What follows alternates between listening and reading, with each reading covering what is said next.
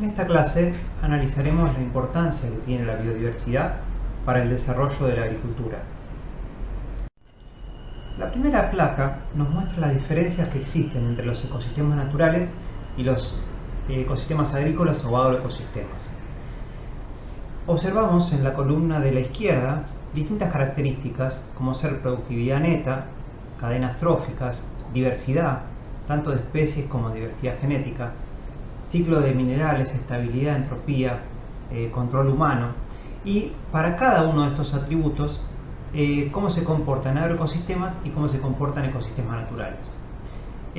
Vamos a hacer énfasis en algunas que son muy importantes para pensar justamente el manejo que hacemos de los agroecosistemas.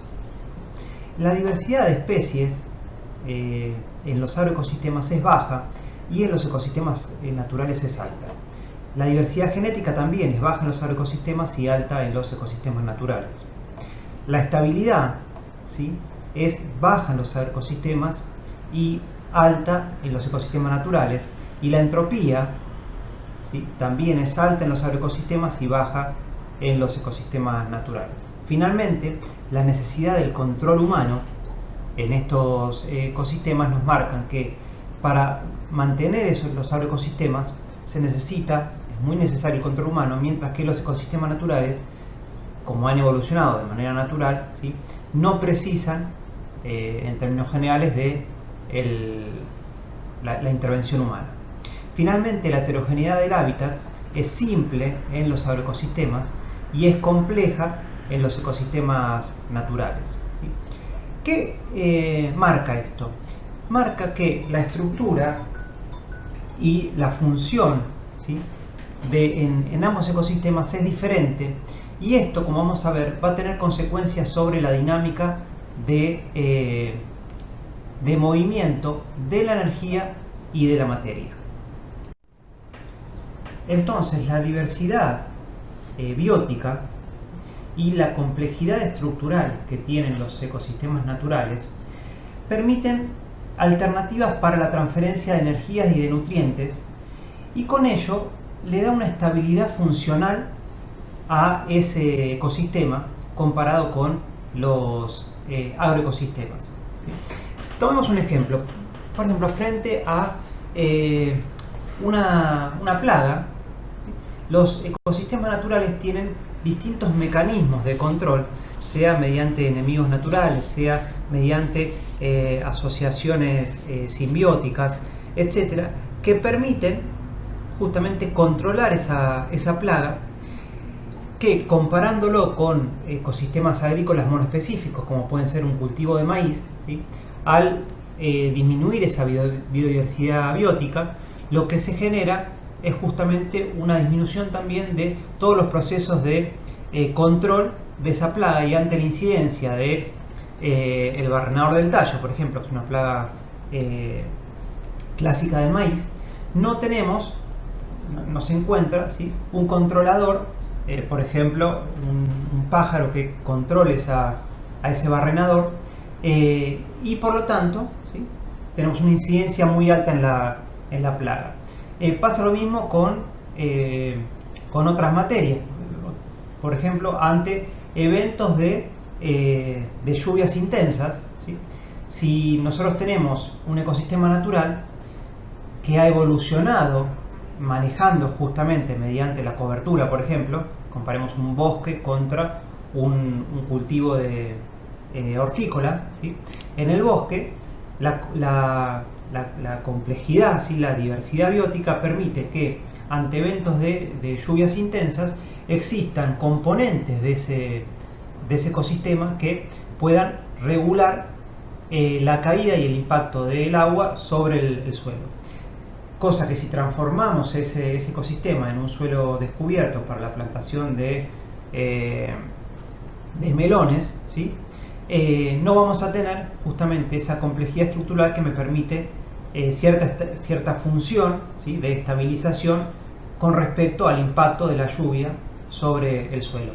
Así podemos encontrar muchos ejemplos en donde los ecosistemas naturales, por haber coevolucionado a lo largo de miles de años, ¿sí?, han encontrado mecanismos de control de energía y de nutrientes que le da una estabilidad funcional, y que cuando nosotros lo transformamos, lo que hacemos es disminuir esa estabilidad funcional. Volver hacia atrás, ¿sí?, estados de complejidad y de madurez en los ecosistemas para generar sistemas simples, ¿sí?, monoespecíficos o con muy poca diversidad de especies, que son estados inmaduros y que por lo tanto tienen bajas capacidades de realizar funciones protectoras, como observábamos en la placa anterior. Ahora bien, no todos los sistemas agrícolas son iguales. En esta placa podemos ver la comparación entre 4 tipos de agroecosistemas que van desde los monocultivos anuales modernos, el caso por ejemplo de la producción de maíz o de soja que se desarrolla en la región pampeana, los huertos modernos, ¿sí?, producción de fruticultura por ejemplo, sistemas de agricultura orgánica certificada y policultivos tradicionales característicos de la agricultura familiar o de la agricultura campesina.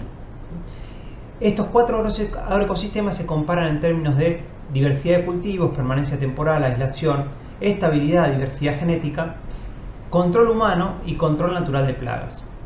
En términos generales y como conclusión general podemos ver que los monocultivos anuales son los que tienen menor diversidad tanto de cultivos como de diversidad genética, también una menor permanencia temporal, lo cual le genera una baja estabilidad, lo que lleva a una necesidad muy alta de control humano. En el caso de los huertos modernos, ¿sí?, también la diversidad tanto de cultivos como la diversidad genética también es baja. Aumenta un poco la estabilidad porque aumenta también la permanencia temporal, ¿sí?, pero sigue siendo importante el control humano.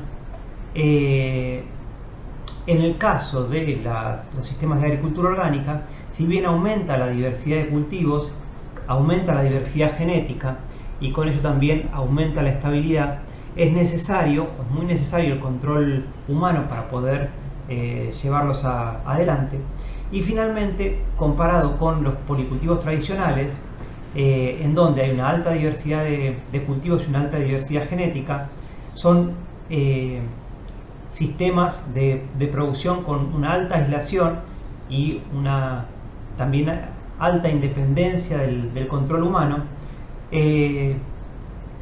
y un alto control natural de plagas. Por lo tanto, en términos generales, la intervención, ¿sí?, o la cantidad de trabajo necesario para poder desarrollarlos es sustantivamente menor que en los cultivos anteriores. Esta placa complementa la anterior y muestra el grado de control ambiental que es necesario para la mantención de niveles normales de productividad en 3 tipos de sistemas agrícolas que analizábamos en la placa anterior, ¿sí?, que van desde los cultivos modernos, pasando por la agricultura orgánica y la agricultura tradicional. Y como se puede observar, en los monocultivos modernos el grado de control necesario es muy alto, disminuye hacia la agricultura orgánica y se hace bajo hacia la agricultura tradicional. Por lo cual, en este caso, ¿sí?, para garantizar justamente ese estado de inmadurez sucesional permanente y controlar todos los flujos de energía y materia, ¿sí?, que son necesarios para garantizar grados normales de productividad, tiene que estar el ser humano incorporando la energía externa, ¿sí?, ya sea en forma de nutrientes, en forma de combustibles o en forma de trabajo humano, comparado con la agricultura tradicional, en donde los grados de intervención son muchísimo menores, justamente porque se deja funcionar los propios mecanismos de la naturaleza para garantizar esos grados de productividad. Obviamente que el grado de productividad, ¿sí?, de los monocultivos modernos puede llegar a ser diferente a la agricultura tradicional, aunque hay estudios que muestran que la agricultura tradicional, por ejemplo el sistema de milpa, ¿sí?, de producción de maíz, y poroto clásico de la cultura mexicana y centroamericana, generan en términos globales, ¿sí?, productividades altas o tan altas como los monocultivos modernos. De hecho hay algunos estudios que hacen estas comparaciones, pero bueno, lo que sí es significativo es la diferencia de intervención humana que hay que hacer en un caso y en el otro. En función de esto, la promoción de la biodiversidad en los sistemas y paisajes agrícolas está siendo revalorizada actualmente como piedra fundamental para el funcionamiento de los agroecosistemas. ¿Por qué? Por el valor funcional que tiene la biodiversidad para garantizar, por ejemplo, los servicios ecosistémicos de regulación que mantienen los procesos productivos en los agroecosistemas. Esta biodiversidad, ¿sí?, va a garantizar justamente la estructura, la estabilidad y también la resiliencia de los sistemas productivos.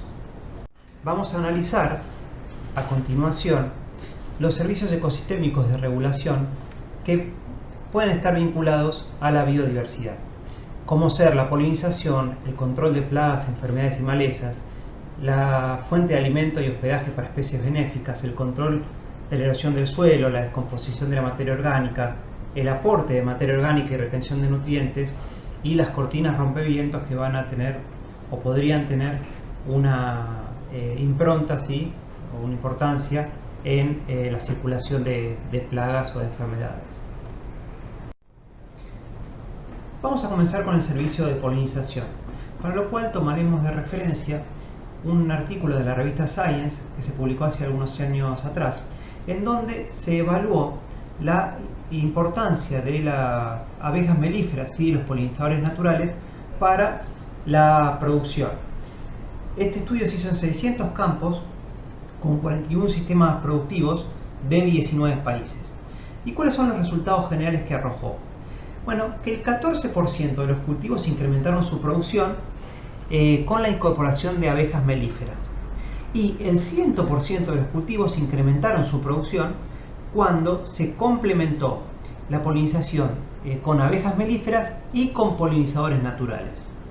Este estudio llegó a la conclusión, ¿sí?, de la centralidad que tienen las abejas, los escarabajos, las moscas, las mariposas, los pájaros y los murciélagos para el desarrollo de los cultivos a lo largo del planeta. Otro ejemplo de esta importancia se dio con el cultivo del ágave, que es el cultivo madre de donde se produce el tequila en México y la zona de Centroamérica. Este ágave es polinizado principalmente por un murciélago que por cambios en el hábitat, ¿sí?, disminución del hábitat de este murciélago, empezó a disminuir significativamente su población. Esto que hizo que el murciélago no interviniera en la polinización del ágave y que finalmente se disminuyera la base genética de la composición del ágave, por lo cual comenzó a haber un declinamiento en la producción del ágave y por lo tanto un declinamiento en la posibilidad de la producción del tequila. Varias investigaciones llegaron a la conclusión de la importancia de este murciélago y entonces se empezaron una serie de proyectos para recuperar el hábitat y con esto recuperar las poblaciones de murciélagos para generar un impacto de mejora de la productividad del ágave, que es uno de los cultivos centrales, ¿sí?, una de las producciones centrales en México, que produce tequila obviamente para el consumo interno y para la exportación. Vemos otra vez, ¿sí?, la importancia que tiene la biodiversidad en la compleja red de interrelaciones que permiten el desarrollo de los cultivos. Otro servicio importante es el servicio de control de plagas, enfermedades y malezas. Tomemos algunos ejemplos, ¿sí? Por ejemplo, lo que es el control de plagas, agroecosistemas biodiversos, ¿sí?, generan una alta tasa de control de plagas mediante básicamente dos estrategias o dos hipótesis. Una es la de concentración de recursos. Y acá podemos, para ilustrar esto, tomar en comparación un monocultivo, ¿sí?, contra un policultivo. Pensemos en una langosta o una población de langostas que sobrevuelan determinada área de cultivo y que encuentran, ¿sí? Un maizal completo para poder defoliar.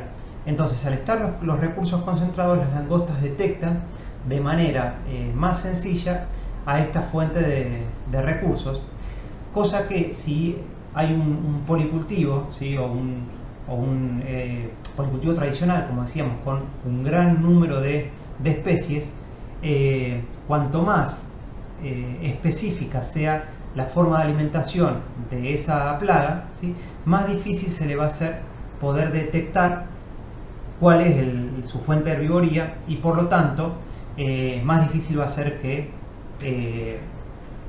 ataque al cultivo que nosotros estamos desarrollando, ¿sí? Entonces la concentración de recursos facilita el ataque de plagas, la biodiversidad en esos mismos recursos disminuye en muchos casos ese ataque. Y la otra es la hipótesis de los enemigos naturales. Cuanto mayor biodiversidad existan en los cultivos, ¿sí? mayor posibilidad vamos a tener de generar, por ejemplo, hospedaje para enemigos naturales que controlen a nuestra plaga. Esto está estudiado en varios cultivos. Hacemos ahí referencia al libro de Altieri, que es uno de los fundadores de la agroecología, que ha estudiado varias de estas dos estrategias o estas dos hipótesis con casos reales. Otra forma, ¿sí? Es, por ejemplo, lo que pasa con la mandioca, que consociada con porotos y batata, ¿sí? disminuye la incidencia de tizón y de sarna. Esto está documentado por Larios. No se conocen exactamente los mecanismos por los cuales se da este proceso, pero la evidencia empírica muestra, ¿sí? los ensayos que se han realizado muestran que cuando hay determinadas consociaciones se disminuye la incidencia de algunas enfermedades. Ponemos por ejemplo este caso. Y finalmente, en el caso de las malezas, ¿sí? Los sistemas diversificados disminuyen la incidencia de las malezas y acá funcionan diferentes mecanismos, ¿sí? En algunos casos por competencia, ¿sí? Y en otros casos por alelopatía, ¿sí? Hay determinadas plantas que generan sustancias que inhiben la germinación o el desarrollo de otras especies. Entonces, cuando nosotros tenemos sistemas diversificados, ¿sí? Tenemos mayor posibilidad de que esa diversidad genere mecanismos de competencia hacia las malezas o que genere mecanismos de alelopatía que disminuyan la intensidad de la competencia y por lo tanto el daño por lo que nosotros llamamos malezas, ¿no? Otro servicio está vinculado a la fuente de alimento y hospedaje para especies auxiliares benéficas, ¿sí? Y acá tenemos el caso bastante renombrado de lo que sucede con las huertas agroecológicas, las huertas orgánicas, en donde se utilizan distintas plantas y en muchos casos aromáticas o florales. Vemos ahí el caso del copete, por ejemplo, para atraer especies benéficas, ¿sí? que funcionan como controladores naturales de algunas plagas que atacan a las hojas o que atacan a los frutos de la huerta. Otro servicio es el servicio de control de erosión del suelo. Cuanto mayor biodiversidad existe en un cultivo, ¿sí? vamos a tener mayor posibilidad de control de erosión del suelo. Y esto es muy significativo en nuestra provincia, en donde las lluvias son muy torrenciales, ¿sí? y muy frecuentes, y a su vez tenemos un paisaje con grados moderados o altos de ondulación. Y es bastante clásico en varios cultivos, por ejemplo en el cultivo de la yerba mate o en el cultivo de frutales, en donde incluso hoy se cultivan esta biodiversidad, ¿sí? se incorporan cubiertas verdes para garantizar la erosión que no haya erosión en el suelo. O en algunos casos, ¿sí? que no se incorporan cultivos de cobertura específicos, se hace un manejo de la propia sucesión secundaria, ¿sí? De la capuera, para garantizar la cobertura del suelo. De hecho, incluso hay prácticas en donde se fertiliza la capuera para incentivar esa producción y con ello mantener las melgas de los yerbales cubiertas y disminuir la erosión. Nuevamente vemos otra aplicación del aumento de biodiversidad para el manejo de los cultivos. Otro servicio vinculado a la biodiversidad es la de descomposición de la materia orgánica. En la clase de biodiversidad y suelo ya hicimos una extensa referencia a la cantidad de vida que existe en el suelo, ya sea como flora, fauna, y la importancia en la biomasa de la composición del suelo.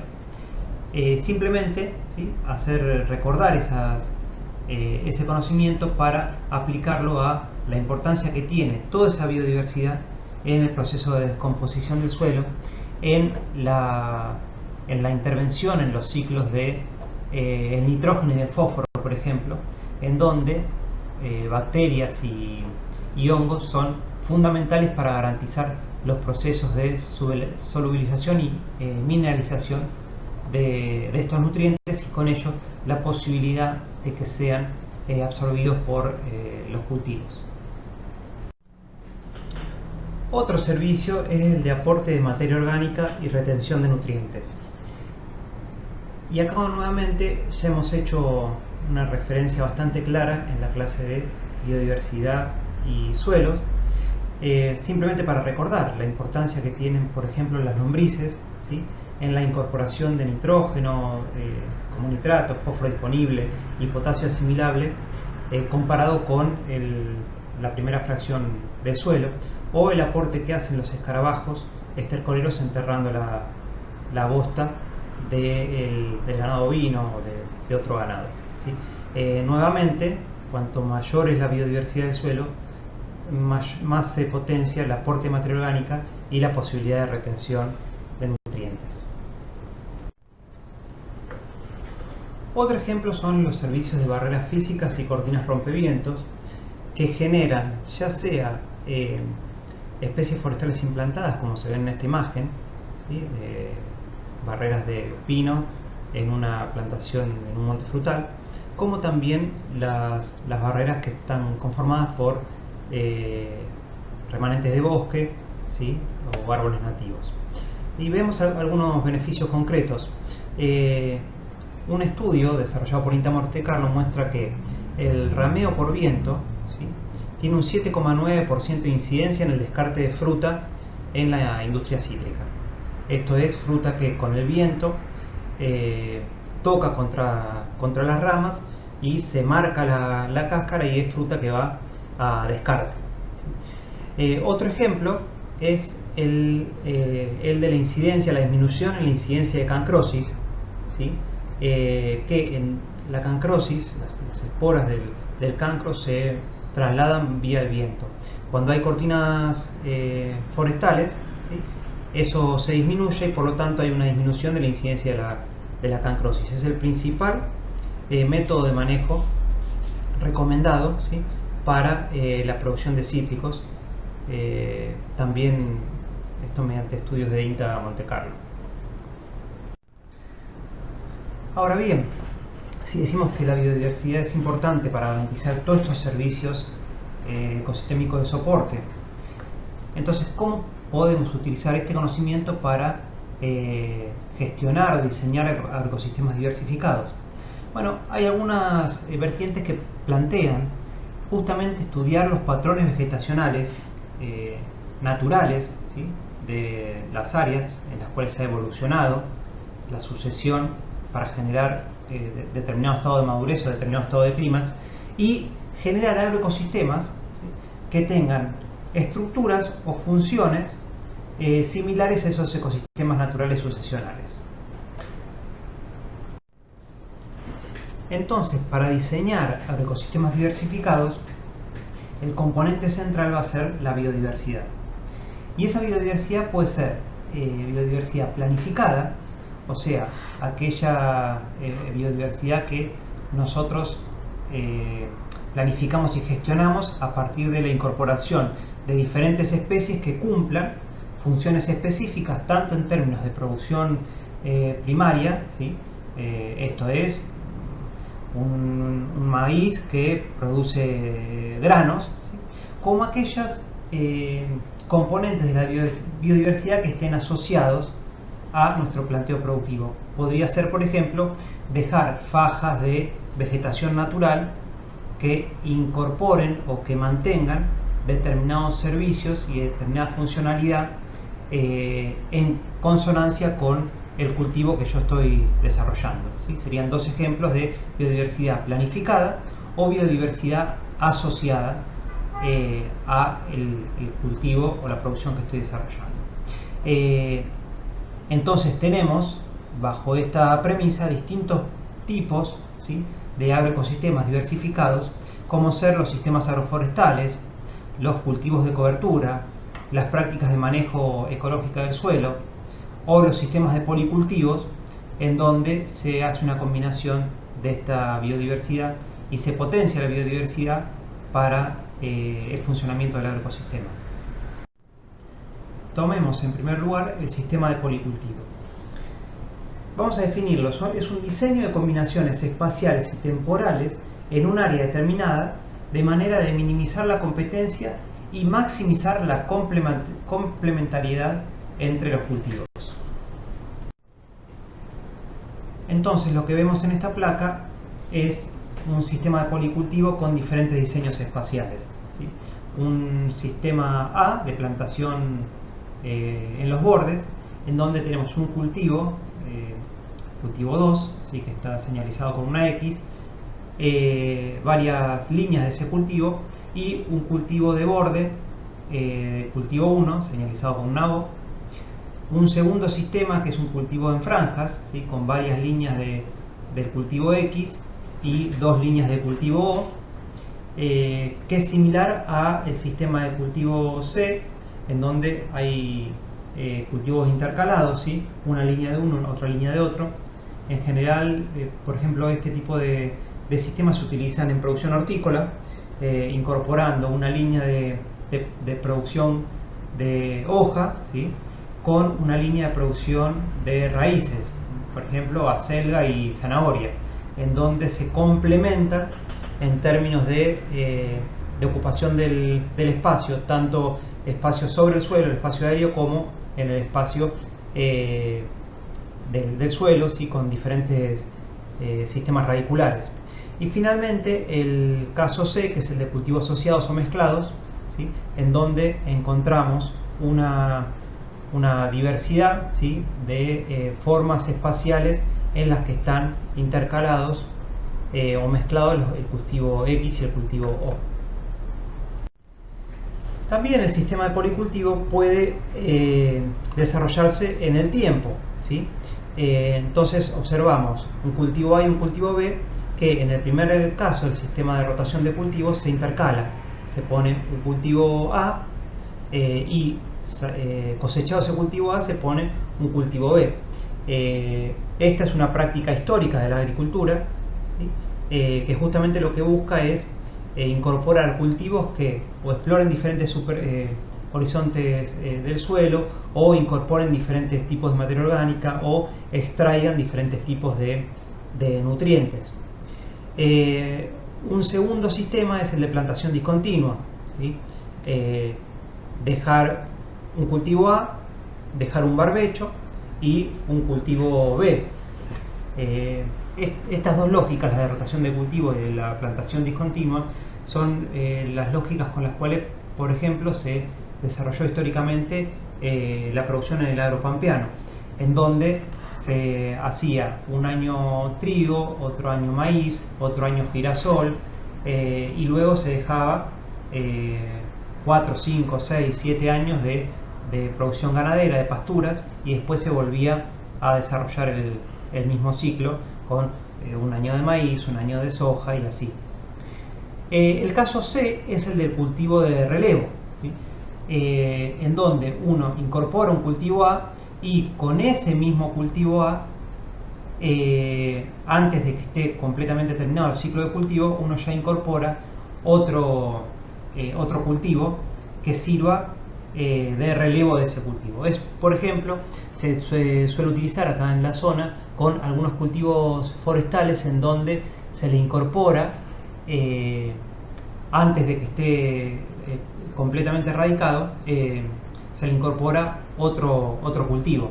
Por ejemplo, conozco ejemplos de cultivos de árboles frutales, ¿sí?, que se incorpora yerba mate cuando están los árboles frutales ya en etapa de declinamiento, y entonces el propio árbol frutal lo que hace es le genera sombra para los primeros estadios de la planta de yerba mate, que necesita resguardo, necesita un poncho, y entonces una vez que ya despegó esa planta de yerba mate, se hace la erradicación del cultivo de frutas que ya estaban en su declinamiento.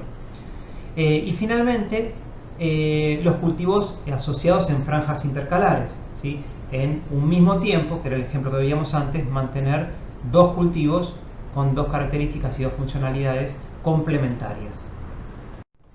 Veamos entonces algunas imágenes que nos ilustran y ejemplifican estos distintos tipos de policultivos. En esta placa lo que observamos es una plantación de borde, bananas y otros árboles en el borde de una plantación de una siembra de maíz. Cultivos en franja, típicos de la producción hortícola en una producción en Santiago de Liniers, en donde observamos verduras de hoja, lechuga, acelga, junto con franjas de cebollita de verdeo. Cultivos intercalados, una línea de maíz con una plantación de batata en la melga del maíz. Complejizando más la conformación del espacio, observamos aquí una diversidad de especies, entre las que se observan planta de mandioca, maíz, zapallo, todas consociadas en el mismo espacio. Otro esquema para diseño de ecosistemas diversificados son los sistemas agroforestales. Un sistema agroforestal es un sistema sustentable de manejo de cultivos que procura aumentar los rendimientos en forma continua, combinando la producción de cultivos forestales, que abarcan frutales y otros cultivos arbóreos, con cultivos de campo o arables o animales de manera simultánea o secuencial sobre la misma unidad de tierra, aplicando además prácticas de manejo que son compatibles con las prácticas culturales de la población local. Esta es la definición del ICRAF de lo que son los sistemas agroforestales. Veamos ahora cómo se clasifican.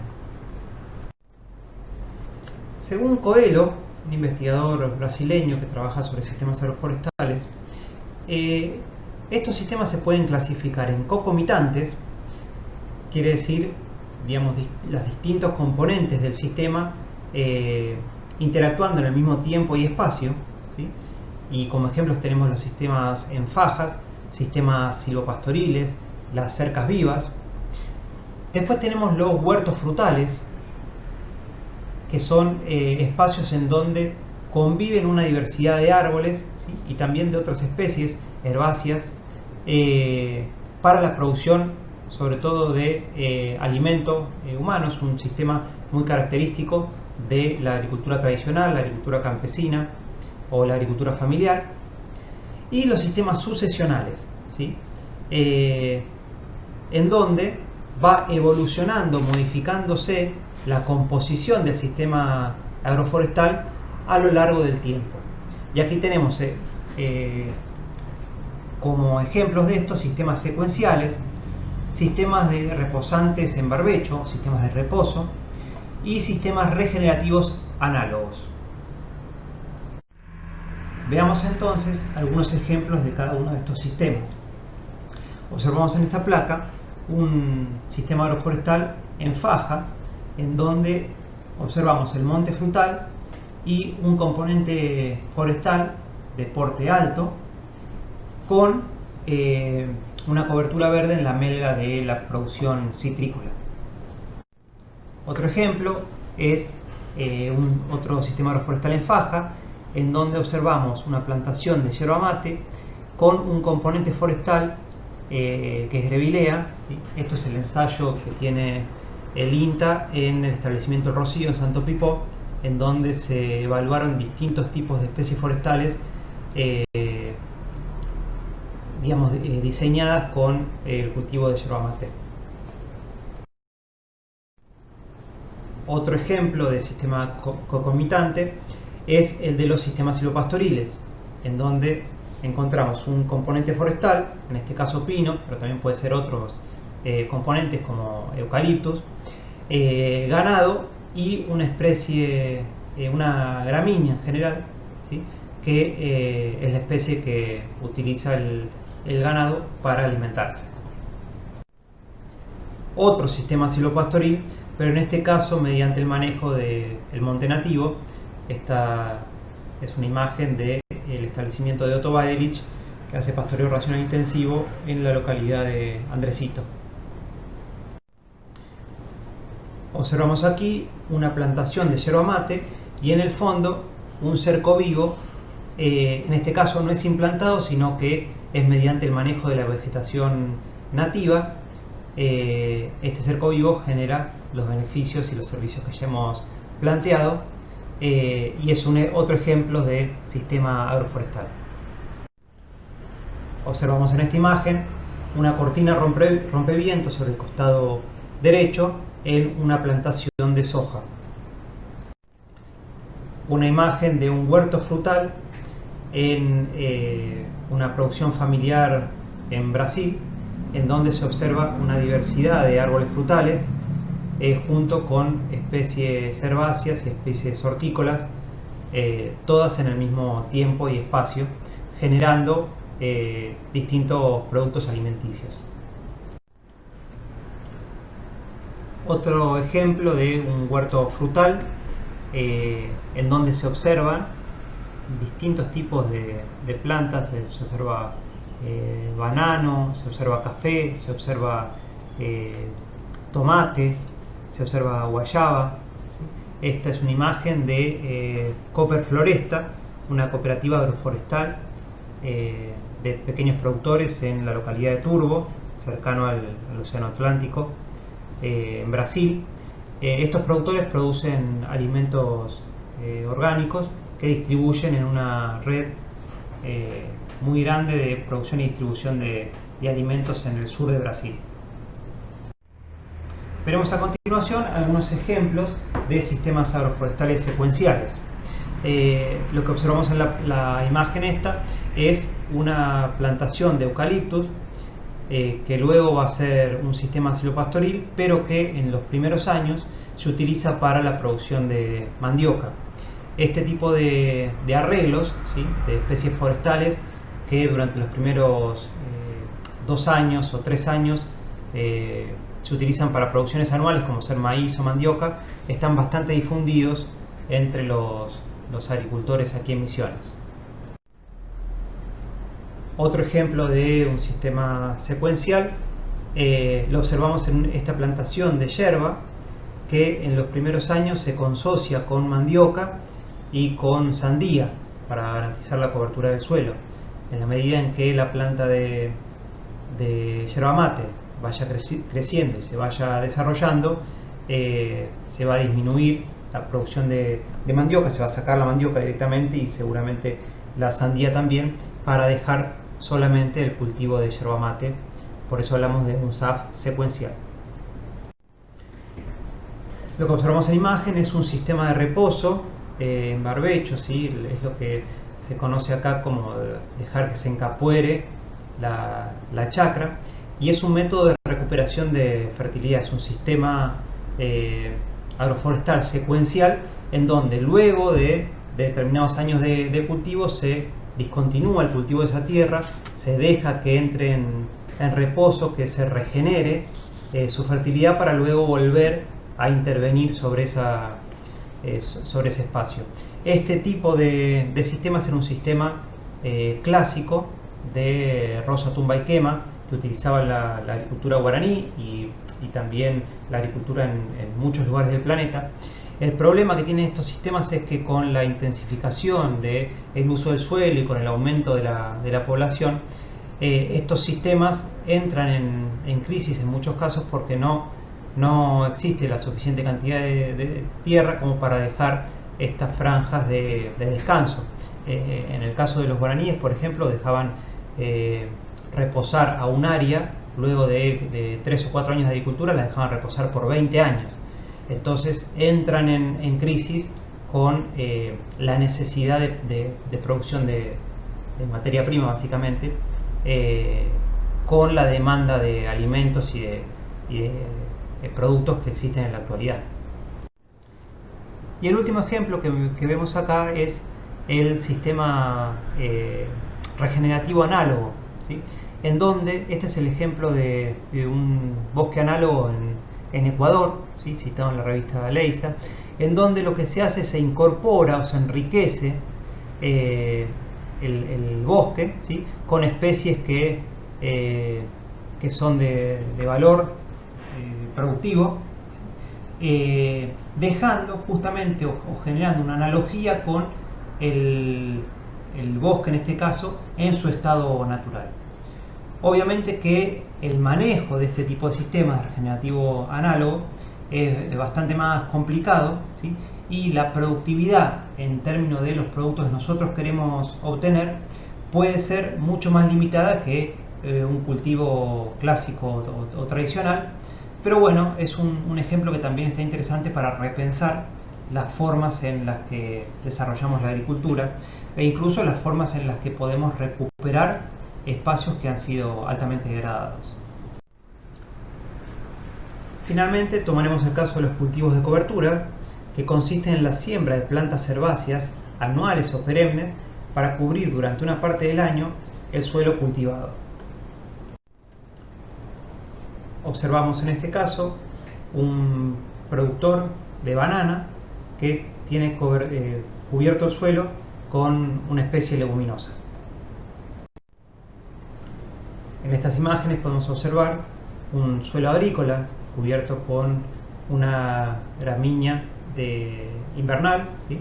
Se suele utilizar avena o acebén, ryegrass. También estas especies se suelen utilizar, por ejemplo, para la producción la cobertura del suelo en producción yerbatera.